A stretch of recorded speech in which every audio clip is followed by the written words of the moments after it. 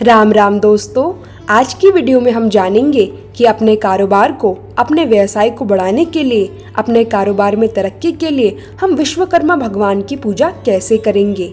विश्वकर्मा पूजा इस साल 2025 में 17 सितंबर को मनाई जाएगी और विश्वकर्मा भगवान की पूजा के साथ साथ अपने सारे औजार, हथियार, मशीनें और जितने भी हम काम करते हैं उन सब की पूजा करते हैं। तो पूजा करने के लिए सबसे पहले हम एक चौकी लगा लेंगे। जिस कार्यस्थल पर आप काम करते हैं वहीं पर आपको यह चौकी लगानी है। ध्यान रहे, चौकी पर पीले या लाल रंग का वस्त्र बिछाएं। फिर उस पर थोड़े से फूलों का आसन देकर भगवान विश्वकर्मा की फोटो या मूर्ति, जो भी स्वरूप आपके पास हो, आप उसे विराजमान कर लें। अगर आपके पास फोटो या मूर्ति नहीं है तो आप सुपारी को भी भगवान विश्वकर्मा के रूप में विराजमान कर सकते हैं। इसके बाद हम गणेश जी को विराजमान करेंगे। अब आती है सबसे महत्वपूर्ण बात, कलश स्थापना। इस पूजा में कलश स्थापना का बहुत महत्व है। तांबे या पीतल का एक कलश लें, उसमें जल भरें, उस पर स्वास्तिक बनाएं और मौली बांध दें। अंदर हल्दी, सुपारी, सिक्का, थोड़े चावल और फूल डाल दें। अगर हल्दी की गांठ ना मिले तो पाउडर भी आप ले सकते हैं। अब इस कलश में पंचपल्व यानी आम के 5 या 7 पत्ते लगाएं। ना मिले तो अशोक के पत्ते भी आप लगा सकते हैं। पत्तों को तिलक भी अवश्य करें। फिर नारियल पर तिलक कर मौली बांधें और उसे कलश पर रख दें। नारियल का मुख ऊपर की तरफ हो, यानी अपनी तरफ, दोनों ही तरह आप रख सकते हैं।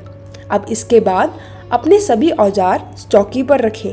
जो भी चीज आपके कमाई का साधन है, जैसे मोबाइल, लैपटॉप, पेन, मशीनें, सिलाई मशीन, आपकी वॉशिंग मशीन, स्कूटी, जो भी आप रख सकते हैं उसके साइड में या चौकी के ऊपर आप रख सकते हैं। सबसे पहले आप घी का दीपक जलाएं।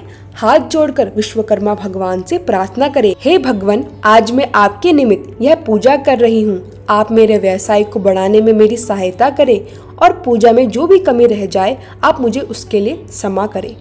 अब जल के छींटे लगाकर सभी को स्नान कराएं।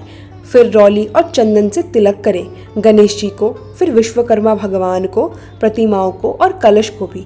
फिर अक्षत अर्पित करें। वस्त्र के रूप में कलावा या जनेऊ आप अर्पित कर सकते हैं।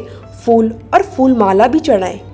अब अपने औजारों की पूजा करें, तिलक करें, अक्षत और फूल चढ़ाएं। सबसे पहले पान समर्पित करें।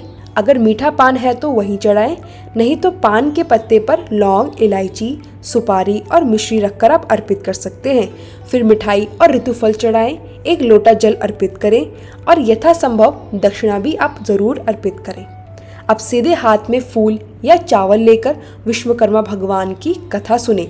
कथा सुनने के बाद फूल भगवान को अर्पित करें और कुछ जल के लोटे में डालें। फिर धूप दीप दिखाकर आरती करें, पहले गणेश जी की, फिर विश्वकर्मा भगवान की। फिर हाथ जोड़कर पूजा में हुई कमी के लिए क्षमा याचना करें। अब कलश का जल सूर्यदेव को अर्घ्य दें। भोग और प्रसाद सब में बांटें। पूजा के 4-5 घंटे बाद आप चौकी उठा लें। पान अगर मीठा है तो खा लें, अगर लौंग, सुपारी वाला है तो गाय को खिला दें। कलश का जल पौधे में डालें। नारियल सब में आप बांट दीजिए। फूल और पत्ते भी पौधे में आप डालें। इस तरह से बहुत ही सरल और शुभ तरीके से पूजा संपन्न होती है। देखिए, विश्वकर्मा जी को देवताओं का इंजीनियर कहा जाता है। वे व्यवसाय में वृद्धि और तरक्की करते हैं।